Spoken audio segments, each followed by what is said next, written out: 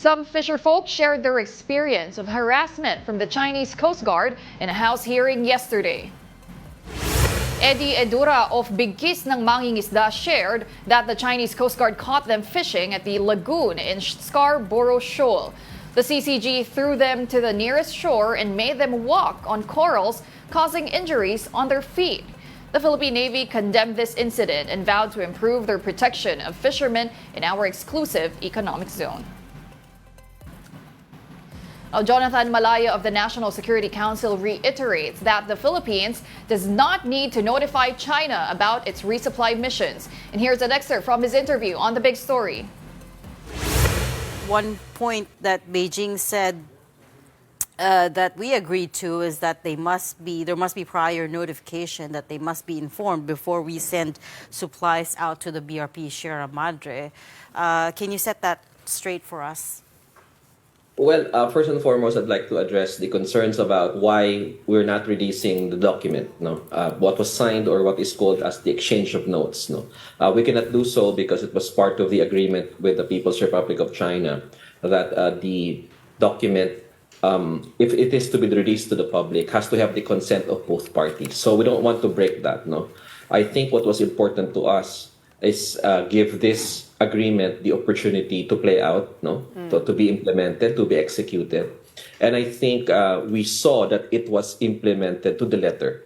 But let me just clarify, we were just a bit surprised when after we announced that it was a successful resupply mission and that the provisional agreement was reached, here comes the Chinese Foreign Ministry stating that the agreement was entered into by both sides on the basis of, number one, that there is approval or prior notification with the Chinese side, and number two, that there is on-site boarding.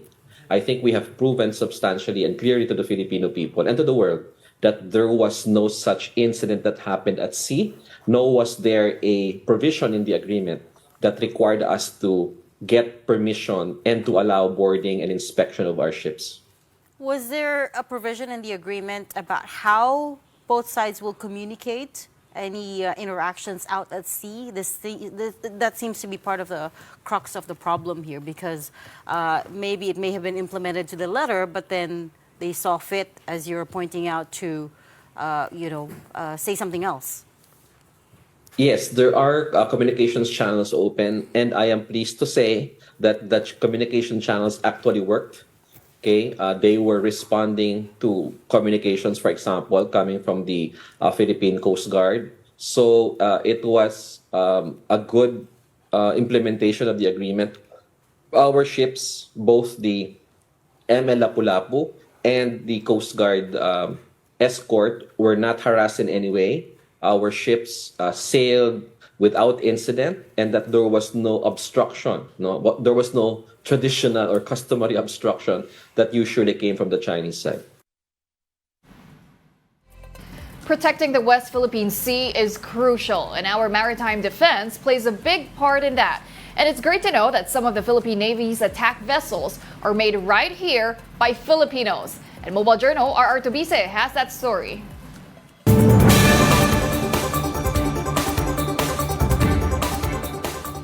Ang mga Pinoy, hindi susukuan ang paglaban para sa ating mga teritoryo at kaagapay ng mga otoridad para depensahan ang ating soberanya ay ang mga barkong 100% proudly Pinoy.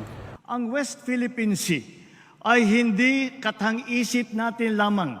Ito ay atin. Isa ito sa mga pinalakpakan sa mga sinabi ni Pangulong Bongbong Marcos sa ikatlo niyang SONA. Pero paano nga ba napapanatili ng ating mga sundalo ang presensya nito sa ating mga karagatan sa pamamagitan niyan ng tuloy-tuloy na pagpapatrolya kabilang sa West Philippine Sea? Marami sa ating mga barko gawa sa ibang bansa o kaya ay second hand na. Pero meron ding mga gawang Pinoy. Yan ang Multi-Purpose Attack Craft o MPAC na binuo ng Pinoy company na PropMech Corporation. The MPAC is a multi-purpose craft that was built and designed together with the Philippine Navy. The MPAC fits a very unique role in that it can punch way above its weight. 2008 nang umpisahan i-construct ang unang MPAC. Nagagamit na ito ngayon sa pagpatrolya sa West Philippine Sea na may bilis na 45 knots. Sa ibabaw nito ay may 50 caliber machine gun at kaya nitong magsakay ng hanggang 16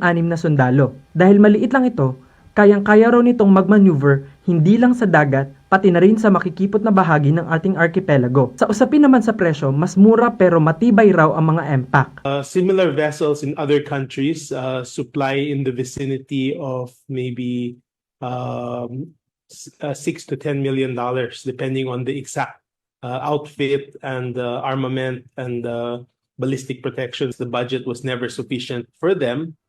And so our company, together with partners and together with the Navy, we decided to take the challenge and fit into a smaller budget at that time and create a vessel that was in some way superior to the options that they were looking at the time. Kaya naman hiling ng grupo ay patuloy raw silang gagawa ng tatak Pinoy attack ships para sa bansa. Our group is extremely proud of the work that we've done. Of course, the Navy had a big portion in the capabilities and the design. We also have international partners who assist us and give us best practices together with local experts who can provide the support. Malayo pa raw ang lalakbayin ng Pilipinas sa pagpapalakas ng pagdepensa sa ating mga teritoryo. Kaya malaking tulong sa kapasidad sa pagbabantay ang mga barkong tatak Pinoy. Mobile journalist RR Tubisi po, hatid ang muka ng balita. And those are the top stories of the hour. Join us later at 9 a.m. as we continue to monitor the day's biggest stories. I'm Pauline Verzosa. We are One News.